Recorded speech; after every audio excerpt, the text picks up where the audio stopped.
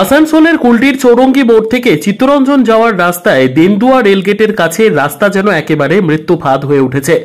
রেলগেটের কাছে এবড়োখেবড়ো ভাবে বসানো স্ল্যাব বৃষ্টির জলে ডুবে এখন দুর্ঘটনার দোসর হয়ে উঠেছে। বিশেষ করে মোটর সাইকেল, স্কুটার নিয়ে যে সমস্ত যাত্রীরা ওই রাস্তা দিয়ে যাচ্ছেন তারা ওই স্ল্যাবে পিছলে পড়ে যাচ্ছেন।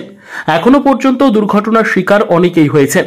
গুরুত্বপূর্ণ এই রাস্তাটি চিত্তরঞ্জন থেকে 19 নম্বর জাতীয় সড়কে এসে সংযোগ হয়। চিত্তরঞ্জন, হিন্দুস্তান কেবলস, রূপনারায়ণপুর ও সালানপুর সহ বিভিন্ন জায়গায় যাওয়ার জন্য এই রাস্তাটি গুরুত্বপূর্ণ রাস্তা হিসেবে চিরকালই পথচারীরা বেছে নেয়। আর সেই রাস্তার উপরে এমন মৃত্যুপাত হয়ে আছে, পথচারীরা জানাচ্ছেন প্রতিদিনই ঘটছে দুর্ঘটনা। গাফিলতি করে সিমেন্টের স্ল্যাবগুলোকে এভাবে রাস্তার উপর বসানো হয়েছে, ফলে বৃষ্টিতে ডুবে গেলে সেই স্ল্যাবগুলোকে আর বোঝা যাচ্ছে না, আর যার ফলে গাড়ি রাস্তা পার করতে গিয়ে পিছলে পড়ে যাচ্ছে। দুর্ঘটনার শিকার হচ্ছেন মানুষজন। এভাবে চলতে থাকলে প্রাণহানিও ঘটতে পারে বলে পথচারীরা আশঙ্কা প্রকাশ করেছেন। তারা চাইছেন অবিলম্বে এই রাস্তাটির মেরামত করা হোক। রাস্তার অসুবিধা হচ্ছে মানে কি, রাস্তাটা যখন বর্ষাকালে ভেঙে যাচ্ছে, জল জমা যাচ্ছে, তারপরে এদের সিলিগুলো দিয়েছে যেগুলো সেগুলো তো ঠিকমতো দেয়নি না ওরা। আমরা প্রশাসনকে বলা সত্ত্বেও করেনি, রেল কোম্পানিকে বলেছি এবং চিঠিও দিয়েছি, তা সত্ত্বেও কিছু করেনি। হয়েছে অনেকগুলো হয়েছে, তাও কোনো ভূক্ষেপ নেই।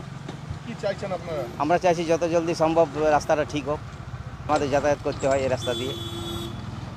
আমরা জানিয়েছি পুজোর সময় বলছিল করবো, তাও করেনি। রেল প্রশাসনকে জানিয়েছি, রেলও কিছু করেনি।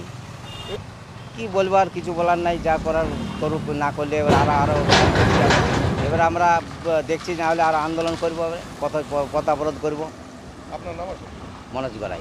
প্রত্যেক দিনই অসুবিধার মধ্যে সম্মুখীন হয়, কারণ পাশাপাশি দুটো যদি বড় বড় ট্রেলার যাতায়াত করে তাহলে একটা বাইক নিয়ে আমি যাতায়াত করবো কিভাবে?